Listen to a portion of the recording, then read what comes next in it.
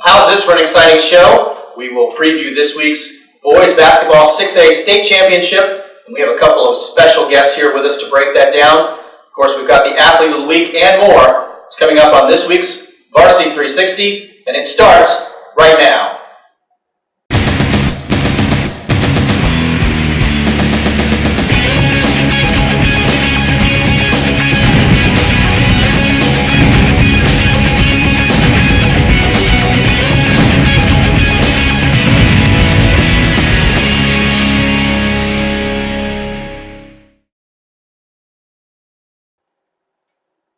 Hi there, folks. Welcome to Varsity 360. Mark Coleman here from the Virginia Varsity Sports Network, welcoming you. Another great week to talk about the top stories in Fredericksburg area high school sports.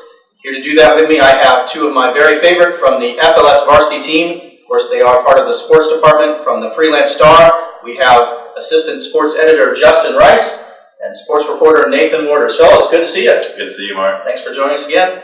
We also have a couple of special guests this week. Very pleased to introduce the head basketball coach from Colonial Forge, Coach Jason John. Coach, good to see you. Good to see you. Thanks for having us. Yeah, glad to have you. And we also have star junior Marco Haskins. Marco, welcome. Good to see you. Good to see you too, sir. Big week this week. Of course, you had a big game in the state semifinal this past Friday night and a big victory over Lake Braddock. You guys are in the state championships. Marco, how does it feel?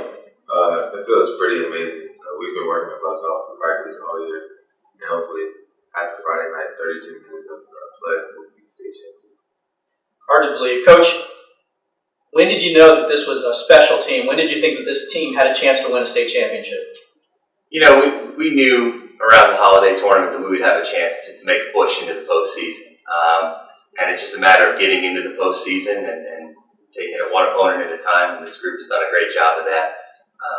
And now we're here in the state championship game. Well, congratulations on that. A big 75-67 victory over Lake Braddock. Nathan, you were at this game. What were your thoughts? What were your takeaways from it?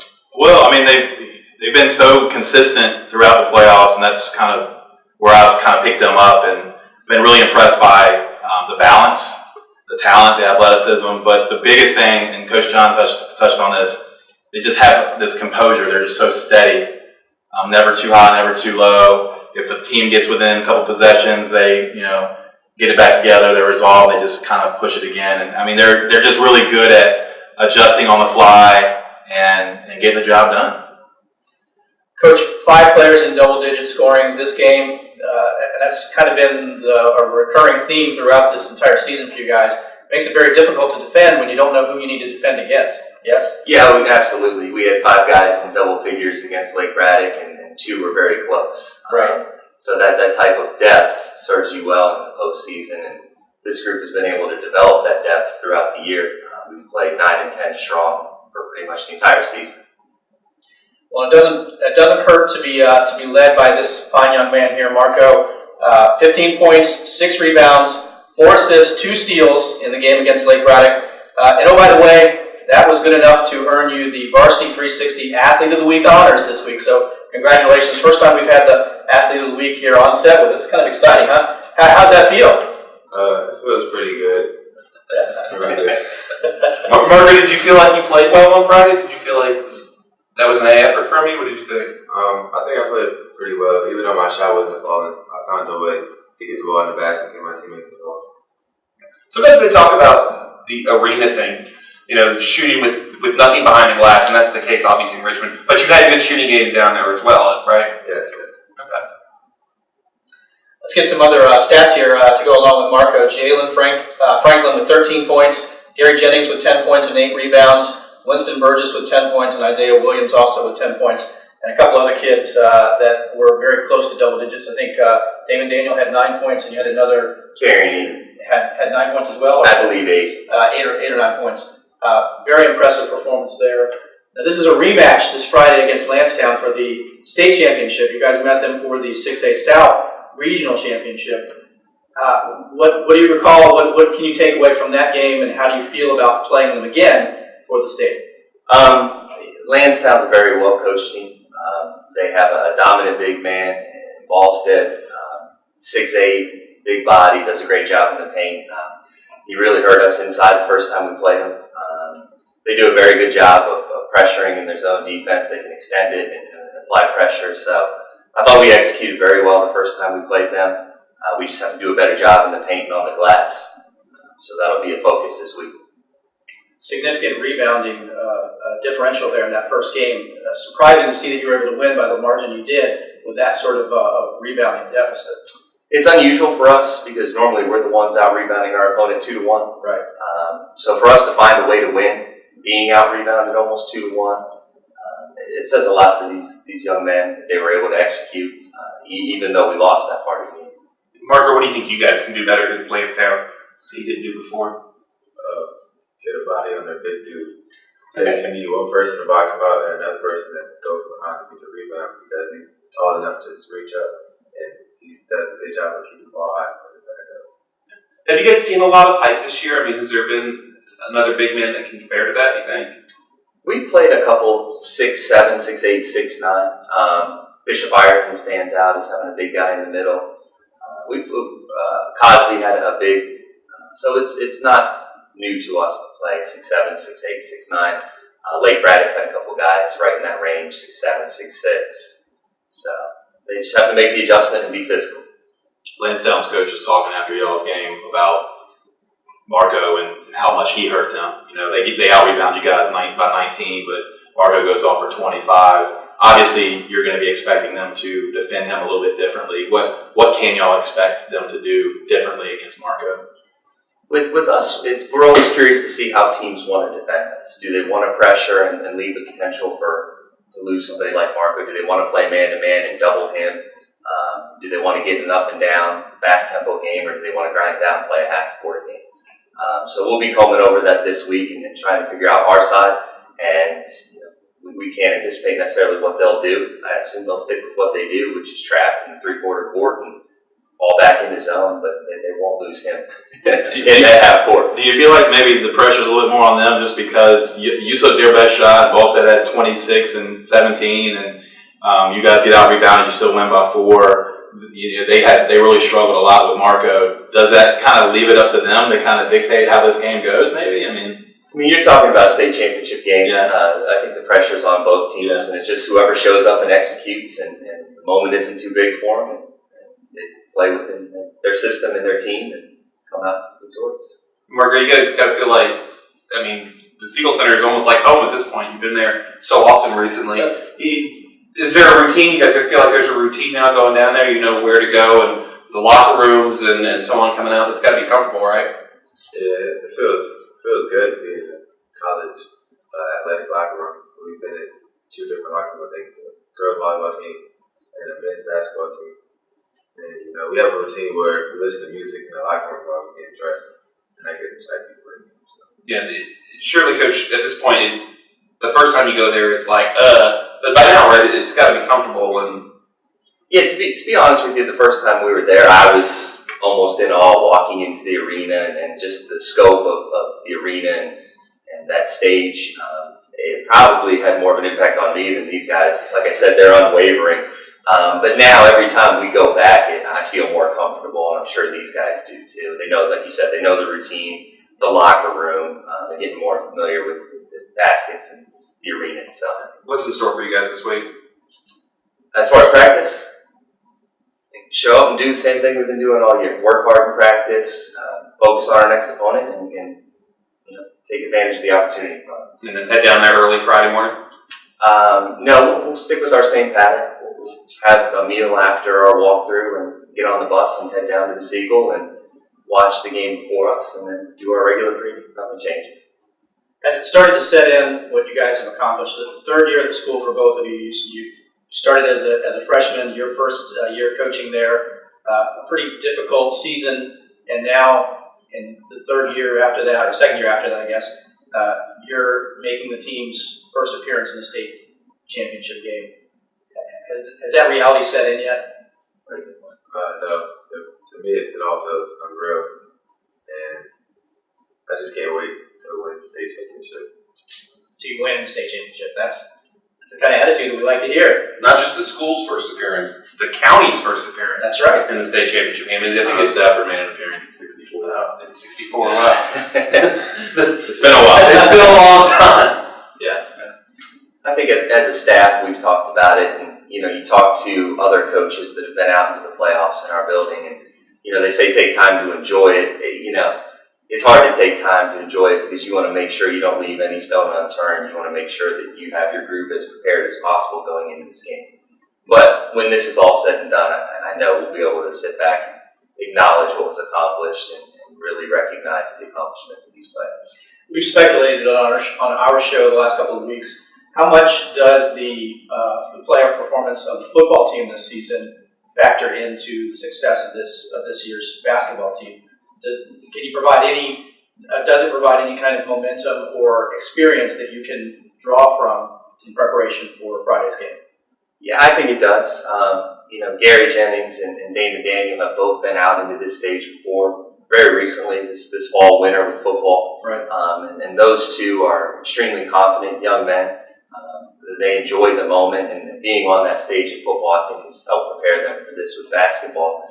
And guys like Marco and a lot of the other guys that play for us, they've been out and played in big arenas before, and the stage is never too big for this group. And like I said before, they're very steady, and I know they're excited. It's amazing how composed these guys are. I mean, the other night I was telling them the first half of the Lake Braddock game, the balance was one thing, but the composure was another. And on that kind of stage, it's just remarkable. And I was talking to Marco at practice the other day. He was talking about how he approaches practice pretty much the same way he did when he was a freshman.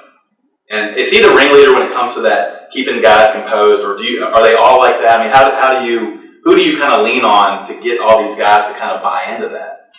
Every year it's been a different leader, and Marco's done a great job this year of stepping up and emerging as a leader, and David Daniel's another leader for us, and those two really set the tone for us in practice, and they really make sure that we're all working hard and trying to focus on whatever the drill is, shooting, whatever you're doing that day in practice. These guys, the group goes as they go. Marco, what's it like as a student at Colonial Forge? The football team was so good. Of course, the volleyball team is always good. The wrestling team is great. The girls' basketball team is very good. You guys could be having a lot of fun as sort of student athletes and so on, right? I mean, yeah, we're starting to get our recognition like we're supposed to at our school, and we didn't really have a lot of students come out to our games like I thought we would have had during the regular season, but since regional started, we've had a lot of students come to our games. you think Colonial Forge is sort of on the map statewide now, I would think. Yeah, it's pretty much. Does that breed a little bit of a rivalry in school, like between sports? Like, hey, we're gonna win that ring, and we'll be the best. I mean, do y'all talk about that? No. Well, very exciting week. Big week coming up. Hope wish you the very best of luck. I don't think you need it, but certainly know that the Fredericksburg area is going to be pulling for you guys on Friday. Hope that there's a wonderful turnout down at the Siegel Center. Putting up a new green wall down there, right? That'll be something special. And hope that next week we get to talk about an area state championship. That would be something special. And I'll extend the offer right now. Win or lose, I'd love to have you back. But I hope that we have you back and maybe you can show us that nice shiny trophy. How's that? That would be phenomenal. Excellent. Well, Coach Jason John and Marco Haskins, the Varsity 360 Athlete of the Week, certainly appreciate their time with us here this week and wish them the very best of luck. Thanks again for coming, fellas. Thank you. Well, we had another basketball team from the area that made a state championship appearance, or at least a state tournament appearance.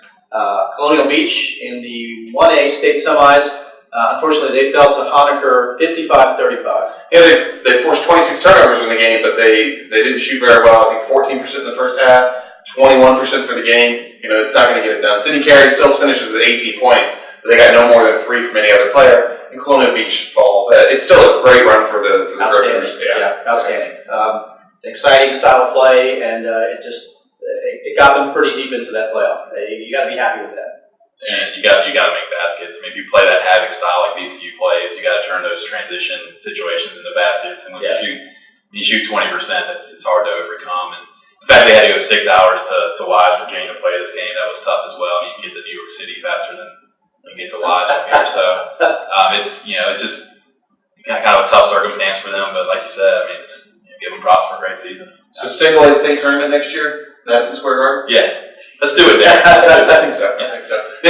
Important to note, Cindy Carey, certainly one of the standout players in the area. Just a junior, she'll be back next year, and I think with her single A playing the Havoc style, Colonial Beach got a chance to be a very successful team next year. Hard to argue with that. Absolutely, I think there's at least one more good run left in this Lady Group. Absolutely. So congratulations to the Colonial Beach girls basketball team on a great season. They fall in the 1A state semifinals, 55-35 to Honaker.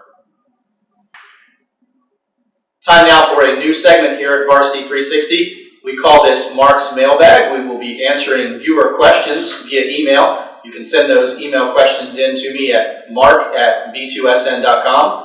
And let's jump right in. We will start with a question from Jason in Fredericksburg, who asks, can you explain the new VHSL classifications, and are the districts still intact? Justin, let's talk about spring sports. Yeah, sure. It's important to remember the districts still exist mostly for scheduling reasons. In terms of the postseason, the football, they still matter slightly more.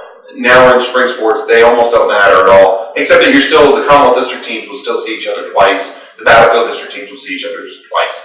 The key thing is your conference standings. And for a lot of different teams, this involves some Prince William schools, it might involve some Fauquier schools. For Caroline, it's going to involve some Richmond area schools. So you're going to want to pay attention to your conference opponents. You're going to finish the regular season. You're going to go to a conference tournament. You're going to go from the conference tournament to a region tournament, a collection of 4 conferences.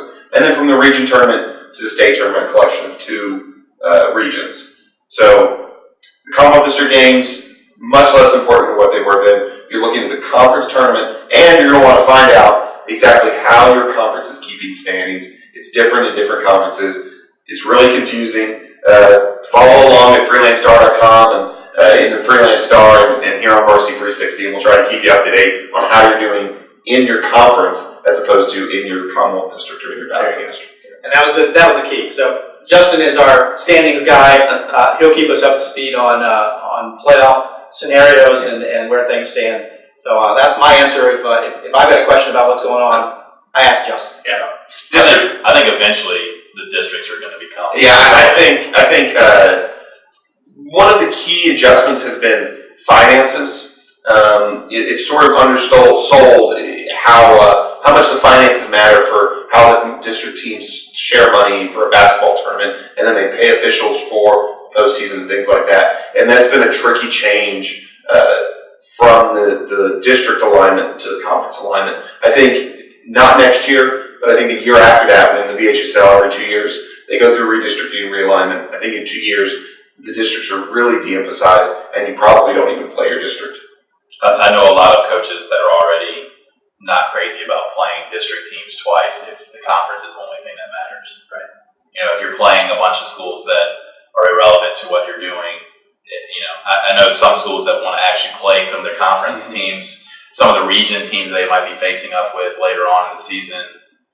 They'd like to face those earlier, but they can't because these schedules are so logged now. I mean, in basketball, you've got to play, for example, Colonial Forge had to play all the conference teams and all the district teams twice, and it just ends up being, or actually they only played the district teams once, but the schedule gets all bogged down with all these teams. It's like, how do you have room to schedule other teams, all that kind of stuff like that. So it's going to be interesting how it all kind of shakes out, because I know each sport has kind of a different set of dilemmas. I know football, a lot of our area schools wanted to go up to Prince William, but they've got, the Cardinal District is like 12 deep now, and they've all got to play each other. There's no way they can come down here and play our schools, so it just really leaves them in this conundrum. You see Briarwoods come here 2 or 3 times. You see them going down and play Richmond. The scheduling is, I think, what's going to end up doing the districts in, I think, eventually. Well, and you've got to pair a conference tournament fairly, you've got to play games against your conference teams. And I think we saw that in Conference 15 volleyball this past year, where they only played the conference teams once. And what that led to was this 4 or 5 teams all tied for one spot, and they've got to do multiple playoffs just to get the conference tournament pair. And any time where you have 5 teams and they only play each other once, there's going to be instances where 4 teams go 2-2 or something like that, and you're going to have to break ties in wacky manners. So it's really important, I think, to play your conference opponents twice, home and home. It's not going to really happen this year. I don't think it happens next year across every sport. I think the year after that, conference teams twice every sport, and then you're going to football. Except football, of course. Football is a completely different animal, and then we'll see what happens from there. Football postseason changes coming as well. Yeah, I think certainly. Well, basketball, they played, like, the Commonwealth played them twice, but it was only the second game. It depended on different teams played different opponents different times. And you're right, in both Conference 4 and Conference 15, the second time they played was what counted. But they didn't always play twice. And that just makes it really unusual because I'm going and covering Colonial Forge. They're 20-1. The Colonial Forge that we just talked to. Right. They're 20-1 and they're 4-0 in the conference. Right. And they play Hilton for the championship. And Hilton, has like 4 or 5 losses. It was just weird. I'm like, you're 4-0 in your conference, but you're 20-1. It makes it really. Every game really becomes that much more critical. And I think most coaches would agree. You got to kind of play that schedule out a little bit and kind of get a feel for the entirety of it. And I don't think 5 games really gives you a good indication of who the best team was in the conference. This year Forge obviously took care of business, but in other years that might not be the case. Well, great question from Jason. Obviously, the answer is not quite so simple, but we'll try to keep you up to speed and up to date on all of the playoff scenarios and conference alignments along the way. So thanks for the question. Moving on, we've got Mike from King George who asks, why don't you have more pictures or videos of events? And that's a great question, Mike. The truth is, we'd love to have more pictures and videos. And if you've got some, if you're out at an event and you're taking a picture or even better video and want to send that in to us, we would love to see it, and we will try to do what we can to get it on the show. You can get in touch with me, Mark, at V2SN. We'd love to have any kind of media that you've got from any of the games or events that you're at. So thank you for that question. And then finally, Sue from Stafford says, I love what you're doing. That's great. Love to hear that. How about some interviews with coaches and players? Well, I hope you enjoyed our interview with Coach John and Marco Haskins this week. We will try very hard to get some more coaches and players into studio. It's always great to get the perspective of these guys, particularly in such a key time. I was really struck by how calm and collected Marco and Coach John were with a big game coming up this Friday, and they don't seem to be too ruffled by it. Well, I think they're having a good time as well. Yeah, certainly. I think they kind of mask it really well, but I've covered every one of their postseason games, and it's the same every time. The region championship, they got kind of hyped up, and they got the trophy, and they got on the court and celebrated a little bit. But it really seems very businesslike from game to game. And after this last win, I was just really taken by. There was emotion, but it wasn't like overflowing. I'm like, you guys are the first since Stafford in 1964 in the county to make it to this game, and they still have business to take care of. So it's nice to see, at least from my perspective. I enjoy looking at stats, reading stories on games. I enjoy going to games and watching these kids play, and the coaches coach. But these are regular people, special people. They all have great stories, and they're fellow citizens from the area. So it's nice to hear that human perspective, to get that different perspective, for me at least, on what these games mean and the kind of preparation and commitment that goes into it. Well, what you're actually saying is you've heard enough from us. We like to hear from those guys. No, that's not true at all. Not true at all. I'll say this. I've been really struck recently because of AJ Sly, and you guys touched on him last week, passing away last week from a battle of leukemia, a kid that by all accounts was just phenomenal in everything he did. I never had the pleasure of talking to the kid, and it really was kind of disappointing in my mind because I really wanted to get to know this guy, and it just makes me more and more want to know all these kids' stories. I want to get to know all of them. Marco's one of them. All those kids for Forge that I've been able to get to know a little bit better in the last week. It gives me a little bit more of a perspective. Hey, what is your story? Let me get to know you. Let me know what kind of kid you are, because in some cases, you don't get to know them that well, and it just kind of makes you want to do it more. Yeah. No doubt. I agree 100%. Along those lines, I want to congratulate you guys and the FLS varsity team. You guys won some national awards, and I am forgetting what the name of the award was. It's the Associated Press Sports Editors Contest, and it's just a way for newspaper guys to sort of pat ourselves on the back. And Taft is not here with us this week, and he won a writing award, and our football preview section was recognized as well. Yeah. And that's a big part of that. That's a big staff effort, and we do a lot of hard work on that in August. And so it's just a chance for us. And you had one too. I did indeed, and I'm not going to toot my own horn too much, but I did, and we're real proud, and we keep wanting to try to do good work. Well, Yeah, I've got some talented coworkers. He did a very good story. It was a very good story on the Title IX situation, and then Taft did very good work on the coach's story. Also, Steve DeShazo, our editor and columnist, he won a VPA for column writing. So our staff is pretty loaded. So it's good to see that we're all getting recognized. Nathan Warters is also a talented guy. Yeah, and also got recognized. He's being very humble, folks, but he wrote the feature piece in the football preview, which also got recognition. So kudos across the board to this wonderful team. I feel fortunate every week I get to chat with some of them and rub elbows and get to learn some of the behind-the-scene things of what's going on here. So congratulations, fellas. I'm proud of you. You done good. Thanks, Mark. Well, that's going to do it for this week's installment of Varsity 360. Certainly appreciate the time from this wonderful crew from FLS Varsity, Justin and Nathan. Always a pleasure chatting with you guys. Thanks for joining us again. And look forward to seeing you next week when hopefully we'll be talking about a state championship from the area. That to be on next week's installment of Varsity 360. For V2SN, I'm Mark Coleman. Thanks for watching.